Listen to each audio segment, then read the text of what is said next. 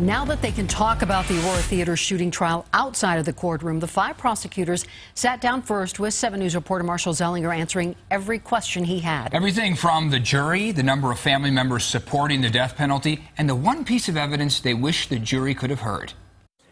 In their first sit-down interview together, the prosecution team in the Aurora Theater shooting trial revealing new information since the life sentence handed down on Friday. Thus far, we've had a handful of jurors that have reached out to us to talk with us. District Attorney George Brockler letting us know he spoke with 100 family members of the 12 killed victims before saying justice is death. If you pushed me, I'd say I don't even think it was 50% in favor of death, but it wasn't like one. Each of the prosecutors had their own role. Jacob Edson looked into the shooter's purchases. Rich Orman focused on the Aurora apartment. Lisa Tish McGuire interviewed all the survivors. The DA questioned the doctors on mental health, and Karen Pearson covered the evidence in the theater. Because it was just so enormous. I mean, there was just so much to do. I was going to call about 50 witnesses for the apartment, which is a really big trial under normal circumstances.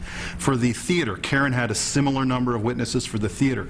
Lisa had to call about 90 people who are victims or eyewitnesses in the theater, and Jacob, I think, had 40 or so witnesses for purchases and stuff like that. Each of those jobs, in and of themselves, would be the biggest trial of your life. Each story was more horrifying than the next. Everyone agreed Lisa Tish McGuire had the most difficult job, meeting with each survivor for 3 hours, hearing the gruesome details from inside the theater that would later be repeated in the courtroom. And for many of them, it was the first time they had ever really spoken about what happened.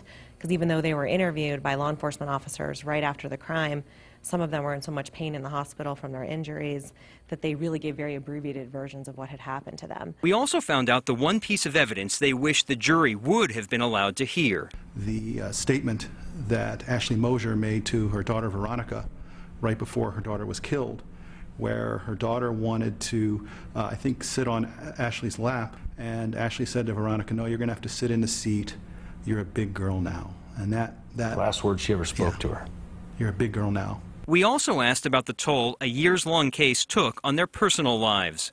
Everybody's spouses and partners have just been so understanding. And my 3-year-old, every night I'd come home and she'd say, "You still in trial?" And I'd say yes, and she'd go, "Ah." And if they could do anything again, we found out it's hearing from more of the lifesavers from July 20th. And so I wish we would have endorsed in the penalty phase at least one doctor to talk about the grave risk of death that really existed for those surviving victims. So the jury had a real understanding how even those surgeons were shocked and surprised that they saved the lives of so many victims.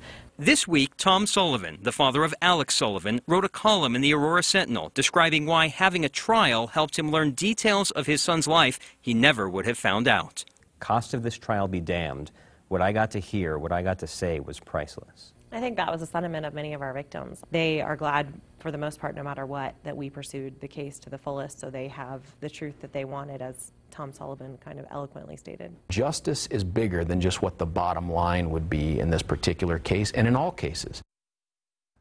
So as we talk about the bottom line, with so much talk about the trial of the cost, the district attorney has posted on its website a breakdown of the variety of costs it incurred in the trial. It's been a while since I asked the public defenders for a breakdown of their costs, but the last time I did, I was denied, citing attorney-client privilege. Reporting live, Marshall Zellinger, 7 News. Thanks, Marshall. And next up,